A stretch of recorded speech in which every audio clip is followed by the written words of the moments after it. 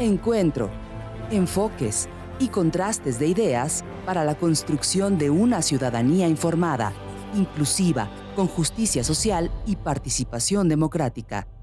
En voz alta. Muy buenas noches tengan todos y todas ustedes. Bienvenidos nuevamente a una emisión más de su programa En Voz Alta. Este programa, que es la segunda parte del último que tuvimos, que acordamos aquí con nuestros amigos panelistas, que es un tema muy amplio que daba para lugar a muchas aristas, a muchas características de lo que hemos estado escuchando los queretanos, que es la reforma electoral, que es una reforma político-electoral, como decía Arturo la vez pasada.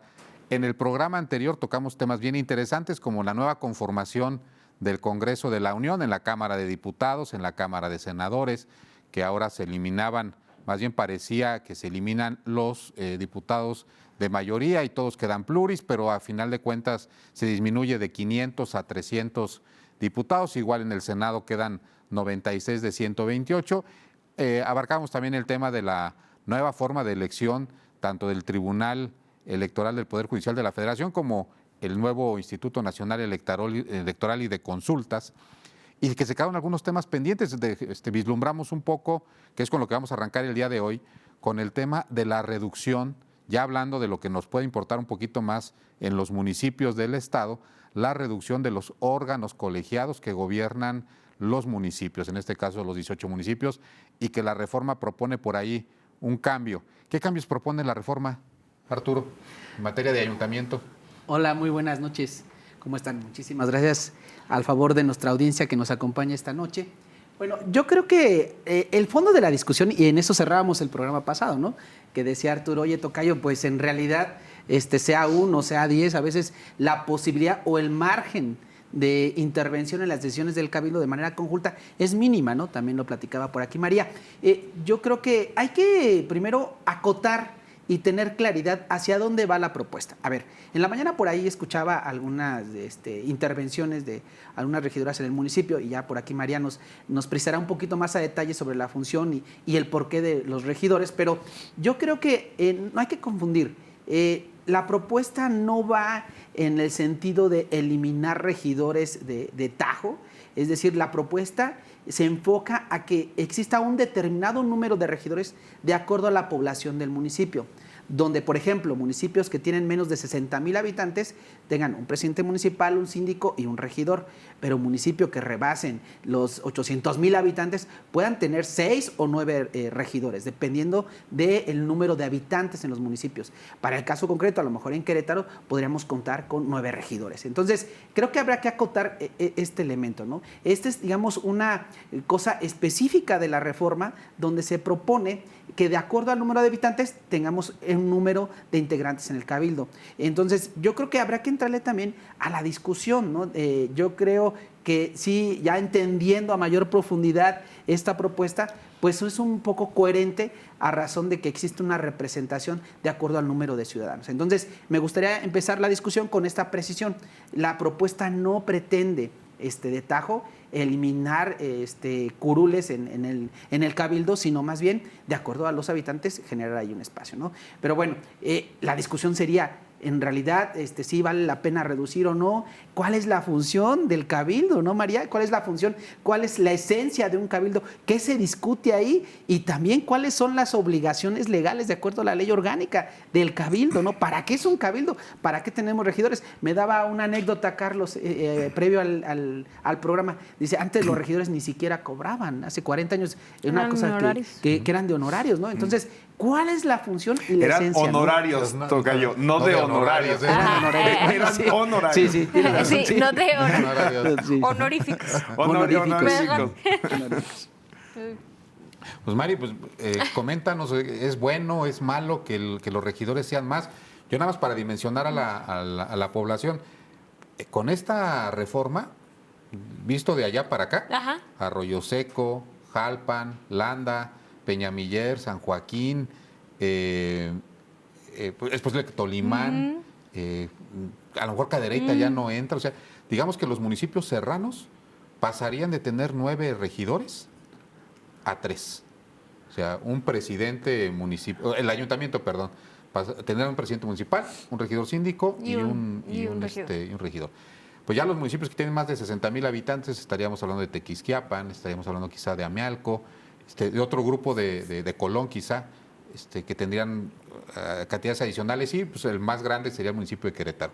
¿Bueno o malo la reducción? Yo creo que lo interesante primero sería preguntarnos cómo se conformarían, o sea, cómo llegarían este regidor síndico, regidora síndica y este regidor, ¿serían del mismo grupo que la presidenta o el presidente municipal o se integrarían de manera plural? Eso es un análisis importante, porque al final yo lo platicaba en la emisión anterior y les decía, mira, en los hechos, la realidad es que como en el Cabildo hay un grupo mayoritario que es el que gobierna, pues el margen de los que estamos, digamos, en la oposición es muy reducido. Pero creo que el planteamiento pudiera ser interesante, la reducción y el cómo llegan, o sea, quiénes van a llegar. Si van a llegar los mismos del grupo que ganó, o sea, de la fórmula ganadora, o si se integraría de manera plural. Porque si se integrara de manera plural, creo que podría ser un buen ejercicio real para tomar decisiones colegiadas, a diferencia de lo que sucede en la práctica hoy. Pero imagínense, o sea, es buen tema el que pone Mari sobre la mesa. Imagínense 3, ¿no? Y participan 7 partidos o 6 partidos políticos. Entonces, pues los más grandes son los que llegan. Entonces va a tener uno el que gana, otro el del segundo lugar y otro el tercero. Pues a ver, pónganse de acuerdo. Porque no va a representar en cantidades tan pequeñas, me parece que pierden la representación los partidos pequeños y también dificulta la toma de acuerdo. ¿O cuál es tu opinión? Bueno, no sé Arturo? si los partidos pequeños o los que obtengan menos votos, que no siempre es lo mismo, ¿eh? Coincido. Aquí en Querétaro hay un fenómeno de candidatos independientes. A pesar de que la figura esté hoy como aparentemente está en un momento muy bajo, en un momento como que no es opción, el Bronco trajo esta posibilidad como a su máxima expresión y luego pum, se vino para abajo con algunas contadas excepciones. Creo que Morelia por ahí, Ciudad Juárez me parece, podría haber alguna otra que se me esté pasando quizá de ciudades grandes de México, pero en Querétaro se ve un fenómeno muy interesante con los independientes, que es que han obtenido votaciones muy altas, segundos lugares muy apretados, prácticamente ganando las presidencias. Bueno, de hecho hay un presidente municipal independiente que es Jalpan, si mal no recuerdo, ¿no? Y Tequisquiapan. Tequisquiapan. Bueno, y Tequis con Toño, por supuesto. Tequis con Toño Mejía. Y hay, en Colón hubo un caso en el 18, segundo lugar, Polo Bárcenas, y en el caso de Tolimán me parece que es la misma circunstancia, y creo que en Ezequiel Montes es la misma circunstancia.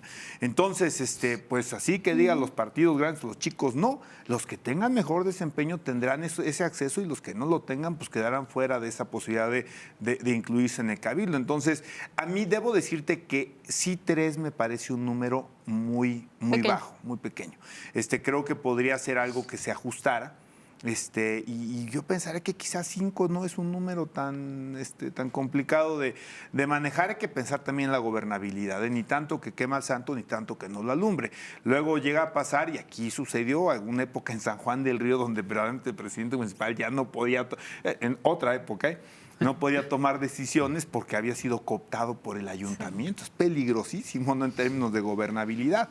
Entonces, pues hay que cuadrar un poquito la fórmula. Creo que el planteamiento no es malo, me parece que podría obtenerse un buen colegiado con personas que tengan capacidades. Lo que dice María es muy cierto. ¿De dónde vienen? ¿No? ¿Cómo se eligen estas personas que participan? Y yo veo ahí algo interesante.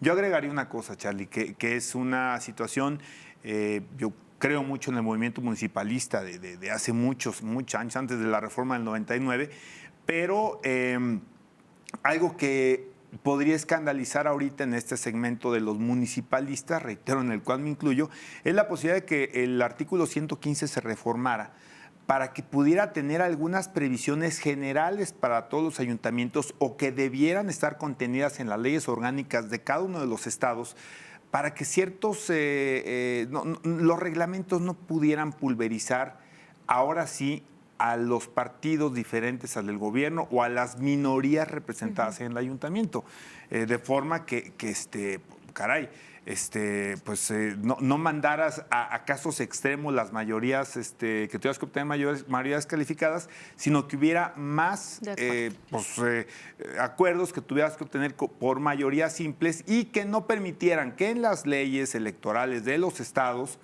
también entrara el presidente con una mayoría simplemente por el hecho de ganar. A mí me parece que tiene que haber un reacomodo en eso y es pegarte un balazo en el pie. O sea, a ver, los tres fuimos candidatos. Lo ideal, claro que es, o sea, si ganas, lo ideal es el actual, el actual marco jurídico.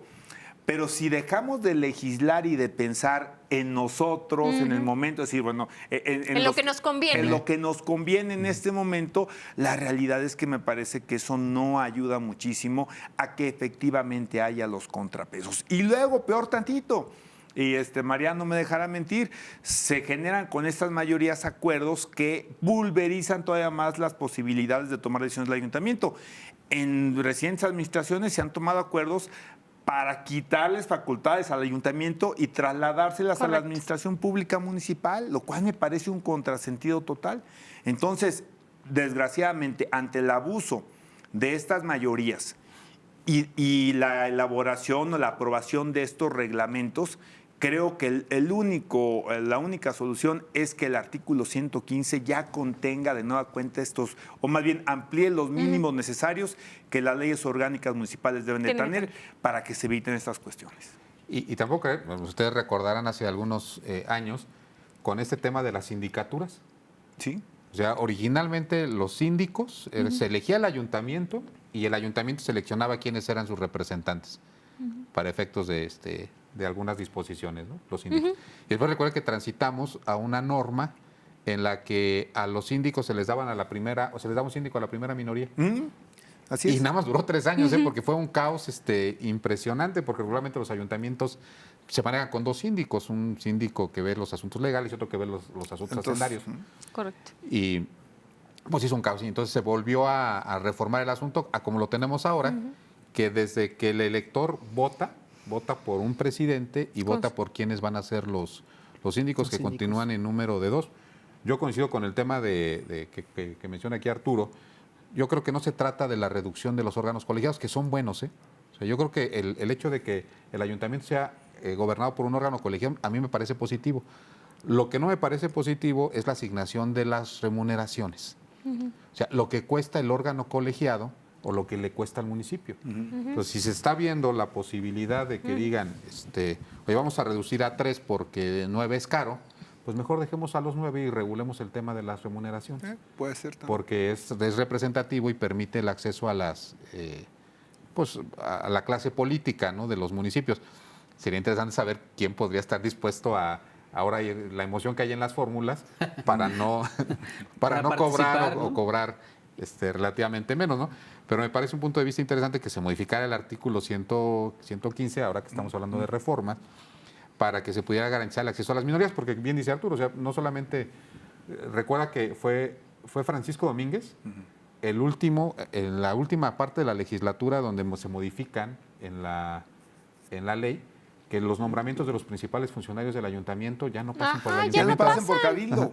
Ya no pasan. Ya no pasan por cabildo. Y le quitaron a la oposición esa pequeña parte que les daba para la negociación de los primeros días de toma de protesta. Se lo quitaron. No, el mínimo derecho de veto, ¿eh? En las últimas administraciones, la realidad, digo, el caso concreto de Querétaro, se ha disminuido muchísimo la figura del regidor y de las regidoras. O sea, es prácticamente testimonial, como yo lo decía, por eso, por las modificaciones en donde ya no casi nada es por votación calificada, casi nada se somete a votación, mero trámite, la verdad. O los usos de suelo, que ya hacen un acuerdo delegatorio para un funcionario. Los acuerdos delegatorios de funciones. Yo quisiera también entrar a la discusión porque hay estados en donde se eligen. O sea, ok. A nosotros también nos eligen, ¿verdad? Pero más bien es un tema de ir y hacer una campaña como las regidurías, las sindicaturas, para acceder a este cuerpo colegiado. Es una especie como el poder legislativo, no nada más que este es poder ejecutivo, pero van y hacen campaña y entonces la gente tiene oportunidad de generar un vínculo, una relación con ese representante o con esa representante, que podría ser también interesante, ¿no? Y en una coyuntura, un costo político, María, ¿eh? En una coyuntura, el regidor que es electo en esta circunscripción que tendría dentro de un municipio, también podría tener un costo político por tomar decisiones, independientemente que pudieran contradecir a tu propio partido, ¿eh? Exactamente. Tienes una responsabilidad moral, ¿no? Oigan, pero a ver, ¿a dónde llevamos la discusión? A la función de un regidor, o sea, porque en la mañana escuchaba, por ejemplo, ¿no? Tenemos función de gestoría. Decía, ¿esa es la función de un regidor o de regidora? Pero eso es además cada día menos cierto. ¿Por qué? Porque ¿con qué hoy prerrogativas formalmente los tienen, regidores no tenemos prerrogativas. No ejercemos recurso público.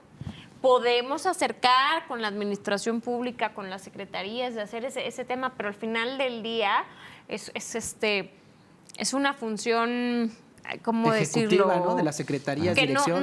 no es nuestra, o sea, no es nuestra responsabilidad. Eso es como un extra que vas haciendo por un tema de trabajo político, ¿no? Y que tiene que ver con la función sustantiva del cabildo. ¿Para qué los ciudadanos de Querétaro o de Tequisquiapan o de Tolimán necesitamos un cabildo?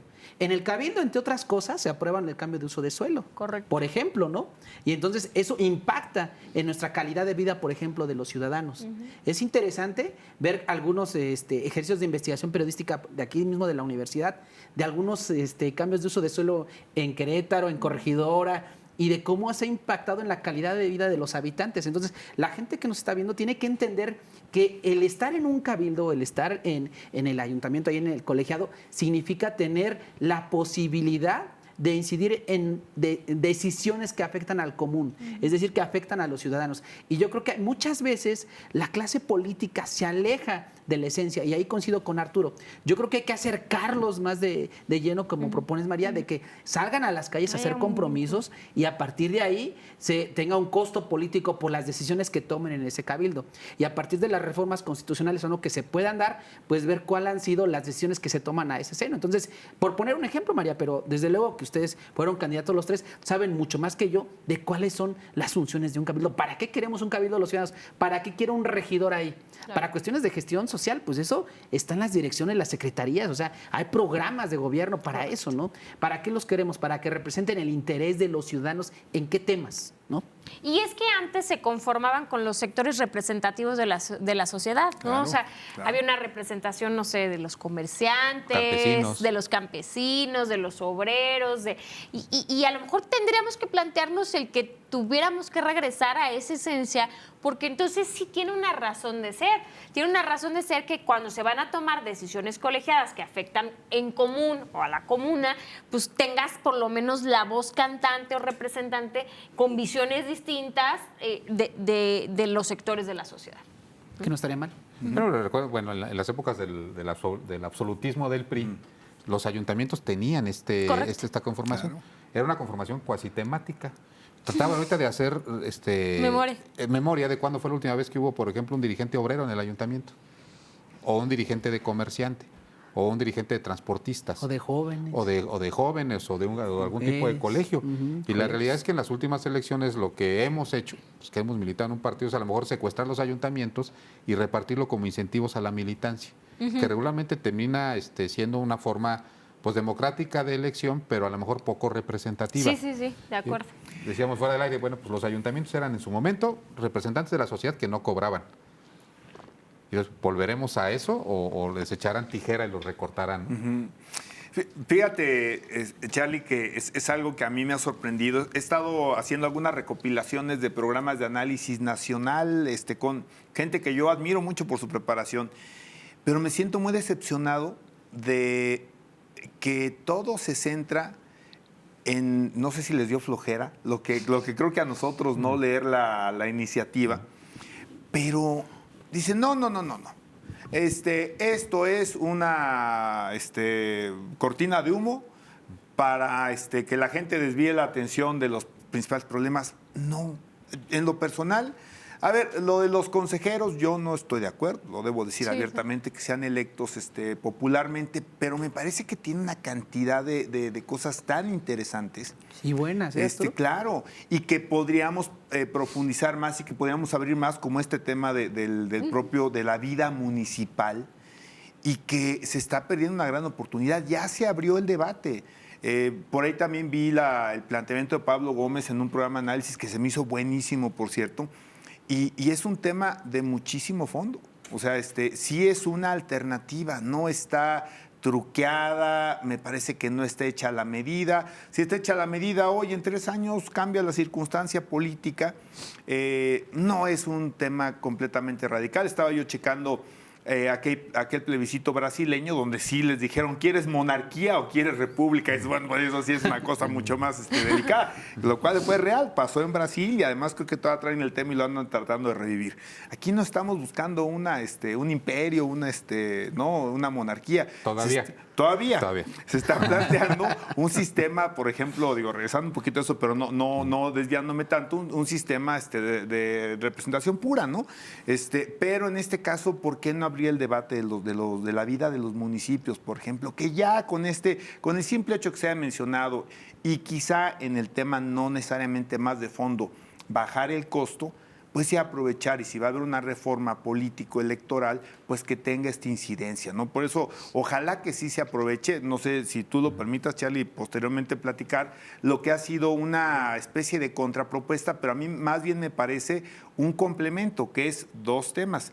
El de las segundas vueltas electorales, particularmente en la presidencia de la República, y 2, el que tiene que ver con la posibilidad de que los partidos tengan forzosamente elecciones primarias. Okay. Pues estamos a punto de terminar el primer bloque. Yo, antes de irnos con la segunda parte que plantea Arturo, que es lo que la reforma le hace falta, metería ya en la última parte de este primer bloque el tema del financiamiento de los partidos políticos. ¿Dinero público, Arturo? ¿No dinero público? Híjole, por aquí se me perdió mi acordeón porque lo traía anotado, pero mírense, la propuesta pretende, no es nada desdeñable y es popularmente muy vendible que nos ahorremos alrededor de 12,000 millones de pesos, ¿no? Con esta propuesta. La verdad es que es una cantidad de dinero interesante. Aquí lo que hay que ver, esos ahorros a dónde se van a ir. O sea, es cierto, si la propuesta propone, valga la redundancia, si la propuesta va en el sentido de ahorrarnos el 66% del recurso que actualmente se eroga, pues bueno, ¿a dónde va ese recurso, no? Porque sí, la gente va a decir, pues sí, ¿para qué queremos partidos? ¿Para qué? A ver, yo creo que es un error, y ahí sí no coincido en esta parte, en demeritar el papel de los partidos políticos. Yo sé que están muy mal calificados y uno de los argumentos de la iniciativa lo dice claramente, ¿no? De las instituciones de mayor desprestigio en México son los partidos políticos. Y es cierto, pero no solo en México, en América Latina, ya si uno se da cuenta en el en un instrumento que Latinobarómetro. Exacto, perdóname. Para medir la actividad de estas instituciones, pues sí, también salen mal, pero también en Europa, en el mundo, ese es un fenómeno mundial. Pero yo sí creo que hay que fortalecer instituciones como son los partidos y adornarlas con una, por ejemplo, ley de partidos, con un instrumento jurídico que permita fortalecerlos. Porque sí, es muy vendible. Y la gente que nos está viendo decir, Arturo, pues ¿para qué quieres partidos y para qué te gastas 11,000 millones de pesos de actividades ordinarias? Pues sí, entonces ahora esas actividades ordinarias, dice la propuesta, que se tendrá que fincar con simpatizantes y militantes. Hay un candado que me pareció bien interesante, que un donador no puede donarle a varias personas en el mismo año. Eso está interesante, ¿para qué? Pues hay unos que se dedican a la empresa y le meten a todos las fichas para que tengan amigos en todos lados, ¿no? Ahí se van definiendo algunas preferencias ideológicas. Pero yo creo que hay que entrar en la discusión. O sea, de que hay ahorro, va a haber ahorro con la propuesta. Pero habría que preguntarnos qué impacto va a tener en la cultura política de las y los mexicanos. Es decir, si tú debilitas a los partidos, ¿cuáles son o cuál va a ser el partido que se va a fortalecer más? Regularmente va a ser el partido que está en el gobierno. Y yo sí creo que los partidos son partes de la sociedad. Remontémonos al origen de donde nacen los partidos. ¿Por qué se crean los partidos? Porque yo tengo una cosmovisión del mundo en la cual me identifico contigo, y en razón de ello nos vamos aglutinando para poner en marcha una propuesta político-electoral que incida en la realidad social. Y yo creo que ese es en ese sentido la necesidad de fortalecerlo. ¿Hay vicios en los partidos? Sí, a lo mejor esta parte de que se han encumbrado la clase política nada más, que se vuelven parásitos burocráticos, pero yo creo que hay que apostarle a que los partidos, al igual que los órganos electorales, sean agentes de socialización política. Dinero a los partidos, no dinero. A ver, yo creo que el gobierno, lo digo con toda la responsabilidad que esto implica, no está para ahorrar. Más bien el gobierno tiene que dar resultados de dónde invierte el dinero y para qué lo usa. Y ahí es donde creo que hay una enorme oportunidad. Es decir, ok, vas a destinar 100 pesos para los partidos políticos, ¿qué retribución van a tener los partidos políticos para la sociedad? ¿No? En ese sentido, a mí me parece que los partidos políticos sí efectivamente tendríamos que regular y entrar en un análisis de todo lo que esperamos como sociedad que los partidos hagan, ¿no? Esta parte, en algún momento lo comentábamos, de la cultura cívica, de la información que hace falta de difundir como dentro de los ciudadanos, de las responsabilidades de los órdenes de gobierno, de las autoridades, de qué le toca a quién.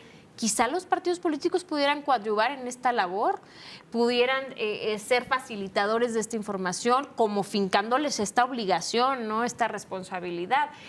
Yo realmente lo que creo es que en el contexto actual de nuestro país, como está la situación, a mí me parecería muy delicado que se eliminara por completo el financiamiento, porque abrimos una puerta que no quiere decir que no exista hoy, quiero decirlo muy claro, pero la dejamos ahora sí que completamente abierta a que los partidos o las actividades de los partidos políticos estén financiadas por el crimen organizado, o bien lo decías, no solo por el crimen organizado, por las empresas, y entonces al final del día también se desvirtúe el papel de los partidos políticos. Yo creo que en el fondo, más allá de lo que nos cuesta en términos del erario, ¿no? de lo que nos cuesta a las y a los mexicanos, es más bien entrar al fondo de cómo hacemos que eso que estamos poniendo tenga resultados, haga bien su función, sean los canales adecuados para educar, para generar esta cultura cívica.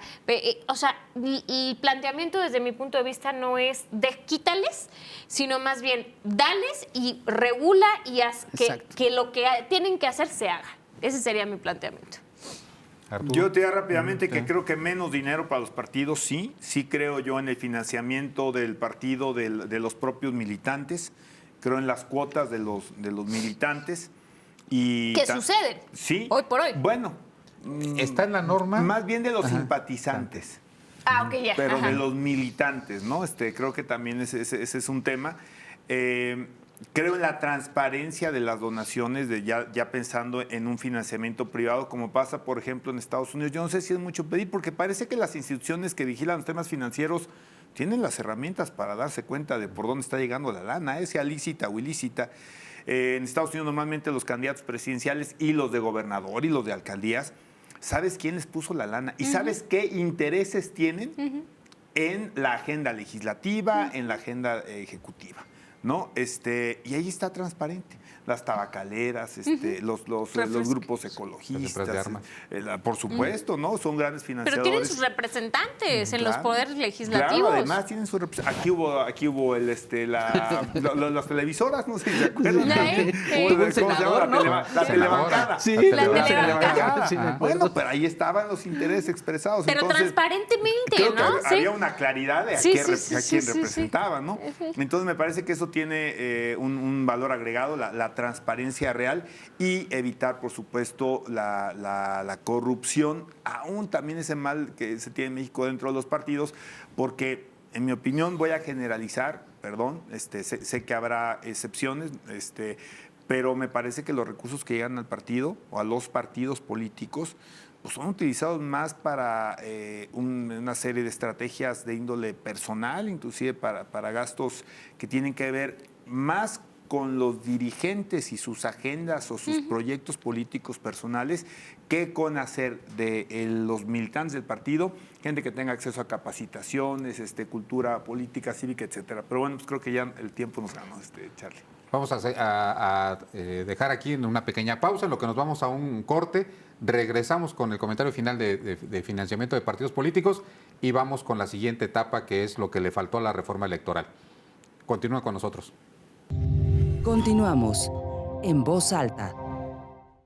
Pues estamos de regreso en su programa En Voz Alta para concluir el tema que estábamos comentando antes del corte, en el tema del financiamiento de los partidos políticos. Mari, Arturo, la realidad es que en los gastos de campaña y en los gastos ordinarios de los partidos políticos, me parece que en esta reforma lo que no se tocó o lo que le faltó es el tema de qué va a pasar con estas causas de nulidad de la elección, porque por un lado le voy a quitar la posibilidad a los partidos políticos de recibir más recurso público, por el otro lado no queda muy claro si les dan la posibilidad de seguir financiando o de asumir eso a través de financiamiento privado de militantes, de simpatizantes o de donantes que tengan características desde luego legales. Pero ¿qué va a pasar si esto no sucede? Y entonces empiezan a tomar dinero de algunas otras fuentes.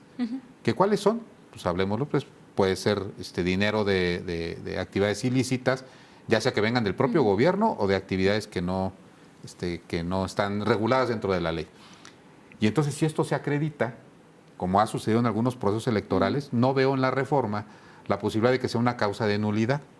Porque hay una causa de nulidad hoy si se exceden los gastos de campaña y hay una fórmula ahí, si es menos del 5% la diferencia de votos y entonces se anula, pero pues ¿qué pasa si quedan 20 puntos y el narco tuvo las manos metidas en todo el proceso electoral que ya pasa en algunas partes del país? Eso me parece que la reforma es omisa y me parece que también es omisa en hacer un planteamiento cómo le van a hacer o cómo van a darle instrumentos a la ley.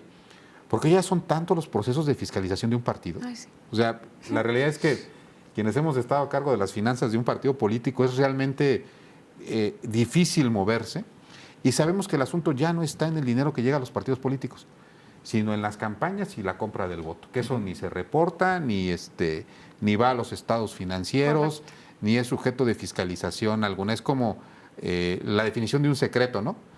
Todo el mundo sabe que existe, pero nadie lo menciona. Claro. Entonces, porque me decían, oye, un secreto es algo que nadie sabe. No, es algo que todos sabemos, pero que todos tenemos prohibido decirlo. Entonces, esto califica exactamente como un secreto. Pero bueno, vayamos, empezamos contigo, Arturo, los retos de esta propuesta que ponen adicional, que parecería una contrarreforma, pero no lo es. Bien mencionas que es un complemento, ¿no? Yo creo que es un complemento y esa es parte del enfrentamiento político tan fuerte que se tiene, o yo no sé si los medios lo han querido cabecear así. Para mí, leyéndolo, no es una contrapropuesta, es una adición. Podemos entender que algunos digan, rechazamos la reforma, que también me pareció en su momento que a lo mejor fue producto de este engallamiento que traen después de la reforma energética, pero a final de cuentas yo espero que recapaciten y que digan estas cosas son valiosas de la propuesta que hizo el presidente y también lo que ha hecho este grupo PRI, PAN y PRD, Va por México, a menos que se me olvida cuál es el nombre, digamos, político que han adoptado, pero son dos planteamientos, al menos parece que son los que hace principalmente el PAN a nombre, entiendo, de este grupo, y es el tema de las primarias en los partidos políticos y de la segunda vuelta. A mí me llama la atención dos cosas, voy a hacer una crítica antes de apoyarlas. Primero, que sea el PAN el que diga que debe haber elecciones primarias en los partidos cuando fue el PAN quien las destruyó. El PAN tenía un esquema, tenía un esquema extraordinario de elecciones primarias, prácticamente idéntico al norteamericano. ¿Cuándo las destruye? Con Felipe Calderón, 2008, cuando reforman reglamentos y entonces prácticamente hacen de la herramienta de la designación a la fecha el modo tradicional o normal de elegir candidatos. Por eso a mí me llama la atención la contradicción del presidente del PAN, donde dice que tiene que haber una reforma política para que se instauren las primarias. No, señor, instaura tus primarias. ¿Para qué necesitas a los demás? Pues si está en tus manos. Digo, si lo quieres hacer obligatorio, pues las razones tendrás. ¿A ti qué te importa cómo designe Morena o cómo designe el PRI? Si tú quieres democracia interna en tu partido, hazlo. Punto. No lo pongas a consideración de una mayoría calificada de ambas cámaras y de los congresos locales. Entonces, con todo respeto, me parece, es así, es una cortina de humo, porque si lo quisieras, lo harías. Yo me iría por el otro lado, Arturo, desde la trinchera del ciudadano. Yo creo que sí hay que obligarlos a que venga ahí, a todos los partidos, porque los partidos son instituciones de interés público y como lo hablamos hace rato, representan una parte de la sociedad. Y entonces la sociedad tendría que meterse. Yo sé, aquí hay, digamos, 3 representantes de partidos políticos distintos, ¿no? Pero yo sí creo que hay que entrarle a la democratización de los partidos. Y en ese sentido, pues, ¿por qué no establecerlo desde una norma constitucional incluso? Porque es lo que yo creo que a lo mejor le hizo falta, ¿no? A diferencia de Arturo lo lee y dice, a ver, no, pues eso dejémoslo a la vida interna de los partidos. Pero oigan, los partidos No, es decir, que si lo quieres... Que si lo quieres hacer, creo que sí por hacerlo en tu partido. Claro, empieza por poner el ejemplo. Si lo quieres, tus estatutos. Claro, si lo quieres hacer obligatorio, pues practícalo. En estatutos inclusive podría estar en algunos partidos, practícalo. Si lo quieres hacer obligatorio, claro, ve a la reforma constitucional. Pero yo creo que no deberías estar viendo hacia tus competencias políticas, es decir, a ver, oye, a mí no me gusta cómo elige el PRI sus candidatos, pues no seas militante del PRI, compadre. O sea, bien sencillo. Entonces, eso es lo irónico. O sea, yo entiendo el concepto de obligar a todos, pero parece que te importa más criticar cómo lo elige el de enfrente y no decir, déjame empezar como el juez de mi propia casa a ver cómo los estoy eligiendo yo. El PAN tiene desde 2009 que no elige candidatos por vía de las asambleas de los militantes. Inclusive tenía un procedimiento donde lo abrías a primarias también tipo algunas entidades de Estados Unidos, ¿no? Que es muy interesante. Entonces yo creo que es algo muy importante analizar. Creo que es algo que puede ser interesante, que tiene sus vertientes, una de ellas o sus riesgos, y que lo hacen también en otros países. Yo he estado documentando mucho en ese tema. Que sí hay la tentación de intervenir en los procesos primarios de otros partidos, ¿no? Pero fíjate, a ver si coinciden con este enunciado. No tengo el elemento científico para poderlo hacer, pero empieza a haber pulverización de partidos políticos, o sea, nacimiento de muchos partidos, cuando los partidos grandes, que era el PRI y el PAN, hacen formas diferentes de elección de sus candidatos. Correcto. O sea, con todo lo antidemocrático que podrían decir que era el PRI en su momento, tenía formas y había reglas. Entonces, quienes en algún momento pertenecimos a ese instituto político, sabíamos que había esas reglas y se respetaban. Cuando cambian las reglas, que sucedió también en Acción Nacional, es cuando los militantes empiezan a desbordarse y empiezan a irse a otras fuerzas políticas. En Estados Unidos funciona el sistema bipartidista, y todas las fuerzas políticas se concentran en el Partido Republicano, en el Demócrata, porque tienen vidas democráticas internas muy ricas y procesos internos que funcionan.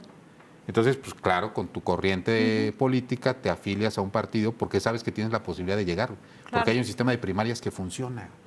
Yo a favor del sistema de primarias. Yo también. Me queda claro, como dice Arturo, que los partidos no necesitarían una reforma para hacerlo, pero sí sería interesante que la reforma los obligara para que no fuera potestativo. Claro. Exacto, porque, a ver, como institución de partidos, sí, desde luego, tiene razón Arturo, pues hazlo, no necesitas una reforma constitucional, pero yo sí creo que en la reforma o en la propuesta debería de también acompañarse esta propuesta, porque a los ciudadanos, ¿cómo nos va a ser atractivo? Vuelvo a lo mismo, o sea, necesitamos ciudadanos con una cultura política cívica y aparte democrática.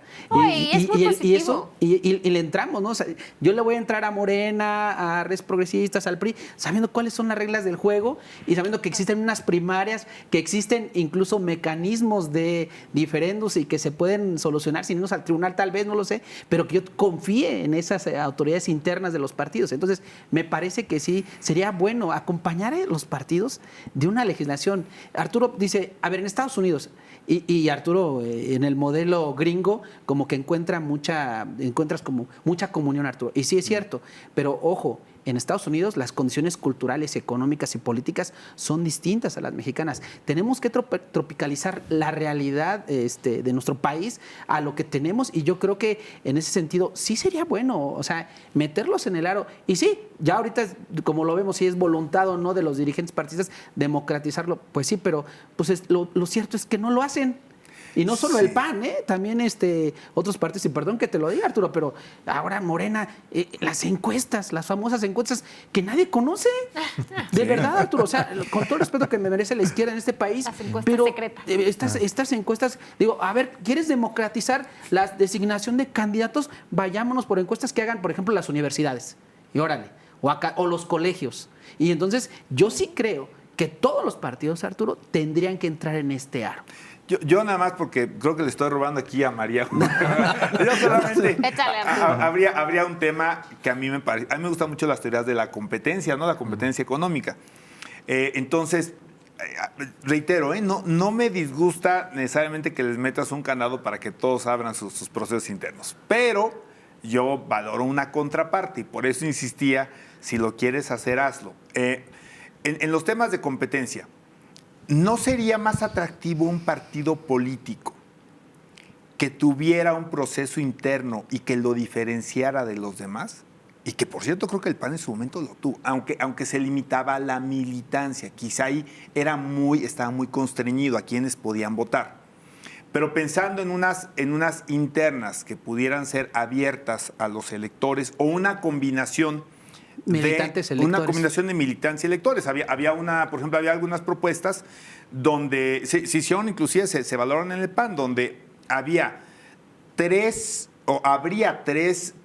precandidatos electos por la militancia que saldrían entonces a una primaria abierta al electorado en general, ¿no?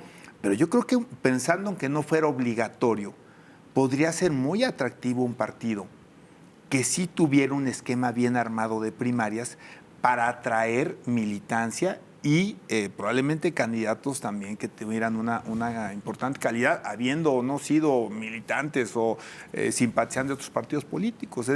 Yo ahí donde veo que es el contrapeso, hasta para que se aviven los partidos, a lo mejor ahí hay una gran oportunidad. ¿Internas reguladas o no reguladas para los partidos? Pues creo que esto es un poco como las acciones afirmativas, ¿no? La verdad es que quizá hay que empujarlos a que sean sus procesos mucho más democráticos, pero coincido con el punto de vista de Arturo, o sea, decir, a ver, bueno, esto tendría que ser algo temporal en lo que obligamos a las instituciones, a los partidos políticos a innovar, porque no podría ser limitativo en decir, bueno, ahora todos tienen que hacerlo así. A lo mejor a alguien se le ocurre algo todavía más novedoso, ¿no? Pero no se les ha ocurrido, María.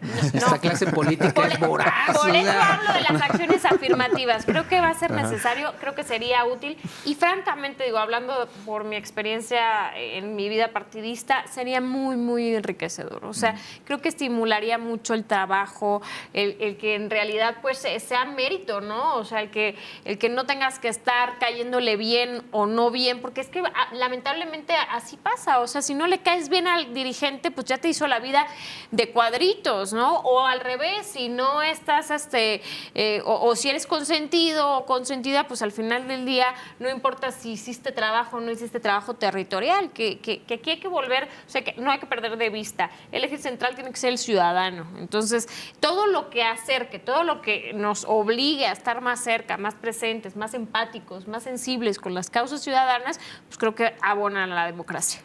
No sé si también lo han notado, pero hay una moda los últimos 10 o 12 años de centralismo de los partidos políticos. O sea, ya no solo de un proceso antidemocrático que ya venían de ahí. Yo recuerdo, por ejemplo, las asambleas del PAN en el San Javier. Sí. Pues tengo algunos amigos que militan ahí en el partido Acción Nacional y la recuerdan con nostalgia. Claro. Porque aparte llegaban, según me cuentan, y no sabían quién iba a ganar. Había ciertas tendencias y había cierta democracia y quienes las veíamos de afuera sabíamos que una vez que se ponían de acuerdo, salían en unidad. Y después vino un sistema centralista en Acción Nacional y vino un sistema centralista en el PRI y ahora todas las dirigencias nacionales dominan sobre los estados. Y cada día que hay una reforma de esta naturaleza, por falta de marco legal, el INE, que es el que valida si las reformas estatutarias son válidas o no, termina validando este tipo de ejercicios. Pero a ver, Carlos, también hay que entrar al análisis de por qué pasa eso. No que esté yo de acuerdo, pero pasa mucho esta necesidad de retomar o de centralizar ciertas decisiones en los comités ejecutivos nacionales, porque de pronto los comités directivos estatales se ponen de acuerdo con los gobiernos. La verdad, ¿no? O sea, hay que decirlo como es. No pasa. Entonces, pues, por eso de alguna manera dices, oye, donde no soy gobierno, o sea, al final tienes que tomar esas decisiones para tener control. Mis nietos se acuerdan con mi amigo. Pero, es cuando la realidad nos alcanza, ¿no? Es cuando la realidad nos alcanza. Fíjate, yo trato de ver una mezcla y siendo positivo.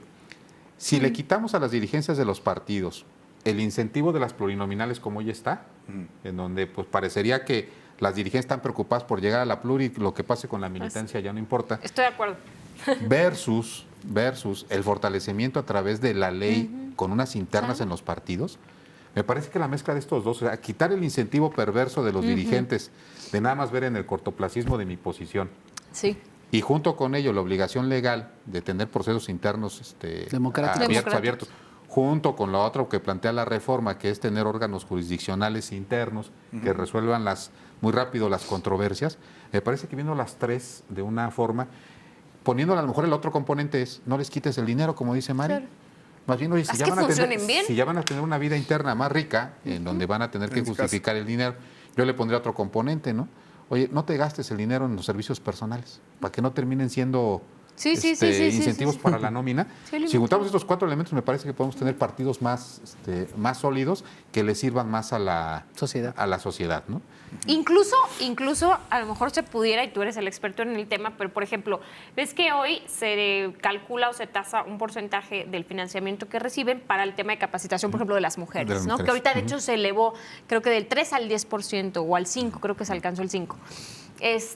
Ejemplo de eso, que se tabulara, por ejemplo, para las funciones de educación cívica, de cultura, de promoción. O procesos internos. También, ¿no? Pero que no fuera como que, pues ahí tienes tu lana y tú gástatela como tú quieras mientras la compruebes. No, sino que sí tuviera como etiquetas. Como se ejerce el recurso público, ¿no?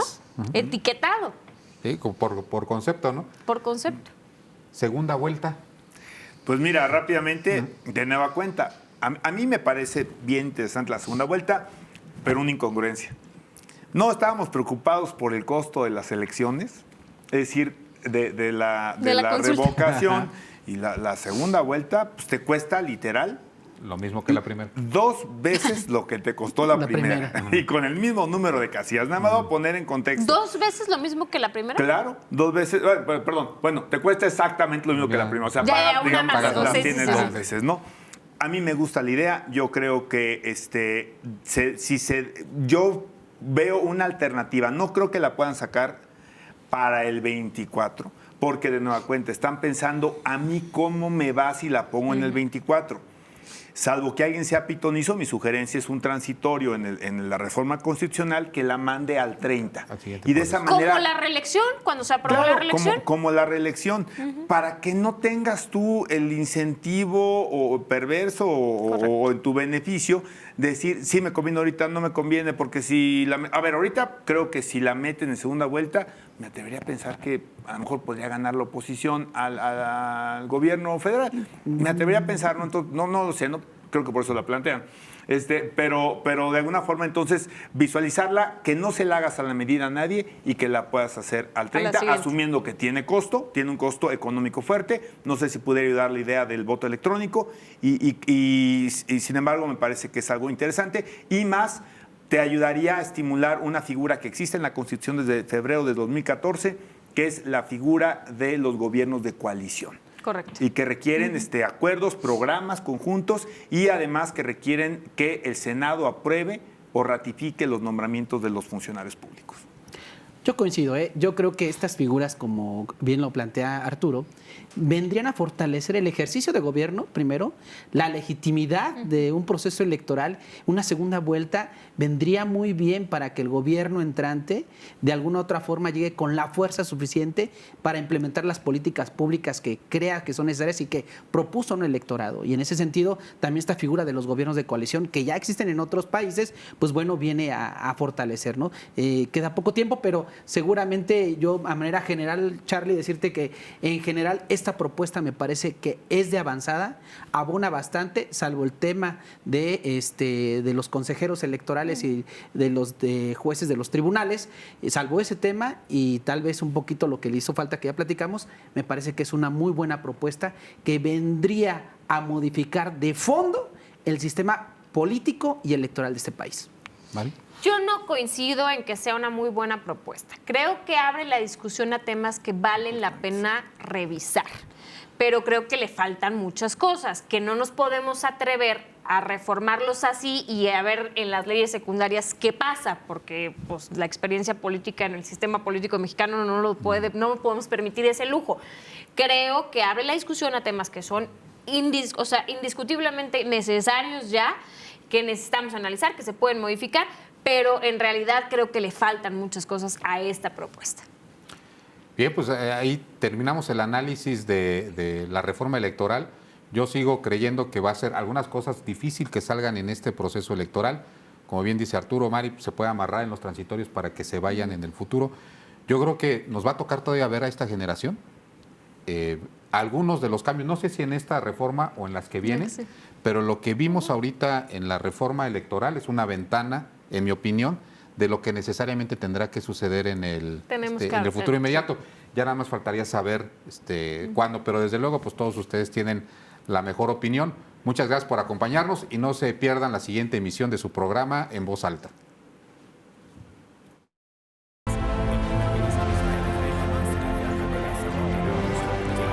Gracias por acompañarnos en esta emisión. Esto fue En Voz Alta.